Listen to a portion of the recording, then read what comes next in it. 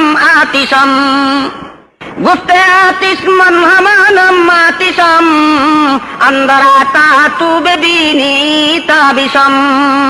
ওরে নমরুদ, আমার দহন ক্ষমতা নষ্ট হয়নি। আমি আল্লাহর হুকুমে শুধুমাত্র ইব্রাহিমের জন্য এয়ার কন্ডিশন হয়েছি, আর কারোর জন্য নয়। আমি ইব্রাহিমকে জ্বালাই না দেখে যদি তোর আমার দহন ক্ষমতা সম্পর্কে সন্দিহান, তুই যদি সন্দিহান হয়ে থাকিস, তোর যদি সন্দেহ জেগে থাকে, তুই আসিয়া দেখ আমি জ্বালাইতে পারি কিনা। আইয়া দেখ কেমন আন্দাজ হয় আপনার। আর নমরুদ যে পরাজিত হইল, কেমন সম্মানজনক ভাবে পরাজিত।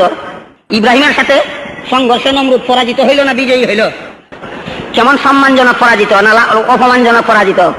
যে আগুন রে জ্বালাইতে দিল, জ্বালাইল না। আগুন রে কয় তোর কি জ্বালাইবার ক্ষমতা নষ্ট হয়ে গেছে গা? আগুনে কয় না, আইয়া দেখ নষ্ট হয়েছে কিনা, তুই আইয়া দেখ।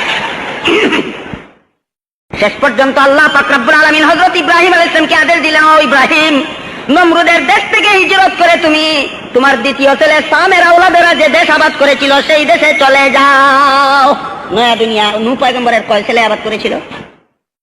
3 ছেলে, হাম, সাম, ইয়াফিস। সামের আওলাদেরা যে দেশ আবাদ করেছিল ওই দেশকে প্রাচীনকালে সাম দেশ বলা হতো। সাম দেশ। দেশের নাম সাম দেশ কেন? সামের আওলাদে আবাদ করছে। কিন্তু আধুনিক বিশ্বের মানচিত্রে আপনারা সাম দেশ নামে কোনো দেশের নাম পাবেন না। আধুনিক বিশ্বের মানচিত্রে সিরিয়া নামক যে দেশটা আছে ওইটাই ছিল প্রাচীনকালের সাম দেশ। আধুনিক বিশ্বের মানচিত্রে সিরিয়া নামক যে দেশটা আছে এটাই ছিল প্রাচীনকালের সাম দেশ। আর নমরুদের রাজধানী বাবেল শহর ছিল আধুনিক বিশ্বের কোন দেশে? ইরাকে।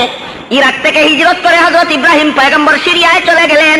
সিরিয়ার কেনান নামক বস্তিতে জনপদে গিয়া বসবাস স্থাপন করলেন। ওইখানে যাওয়ার পরে হযরত ইব্রাহিম আলাইহিস সালামের ঔরসে আল্লাহ পাক রব্বুল আলামিন তার প্রথম ছেলে ইসমাঈল আলাইহিস সালাম দান করলেন। ইব্রাহিমের প্রথম ছেলেকে ইসমাঈল ইসলাম নমরুদের দেশে থাকতে জন্ম হইল না হিজরত করিয়া সিরিয়ায় যাওয়ার পরে জন্ম হইল? সিরিয়ায় যাওয়ার পরে জন্ম হইল। এখন ইতিহাসের যে অংশে আমরা আছি, এমত অবস্থায় কাবাগরের অবস্থা কি? নিশ্চিহ্ন। কাবাগরের অবস্থা কি? কাবাগরের বিটার উপর জঙ্গল। এই অবস্থার ইতিহাস চলছে এখন। আল্লাহ পাক রব্বুল আলামিন ইব্রাহিমকে বলেন, ও ইব্রাহিম, তোমার শিশু ছেলে ইসমাঈলকে সেই জঙ্গলে নির্বাসন দিয়ে আসো যেই জঙ্গলের নিচে আমার পবিত্র কাবাগরের ফাউন্ডেশন চাপা পড়েছে। তোমার স্ত্রীকে সহ, তোমার স্ত্রী হাজেরা সহ তোমার একমাত্র ছেলে শিশু ছেলে ইসমাঈলকে সেই জঙ্গলে নির্বাসন দিয়ে আসো যেই জঙ্গলের টিলার নিচে আমার কাবাগরের বিটা চাপা পড়ে আছে। কাবাগরের বিটা যে দেশে আছে এই দেশটা বর্তমানে কোন দেশ? সৌদি আরব। আর ইব্রাহিম বর্তমানে বাসিন্দা কোন দেশের? সিরিয়ার। সুদূর সিরিয়া থেকে, যেই যুগে কোনো বিমান ছিল না, রেলগাড়ি ছিল না, মোটর গাড়ি ছিল না, কার ছিল না, রিক্সা ছিল না, বেবি ছিল না, টেম্পো ছিল না, সেই যুগে ইব্রাহিম পয়গম্বর সুদূর সিরিয়া থেকে বিবি হাজেরা আর শিশু ছেলে ইসমাঈলকে নিয়া ওই সৌদি আরবের অন্তর্গত কাবাগরের বিটার পানে রওনা হইয়া গেলেন।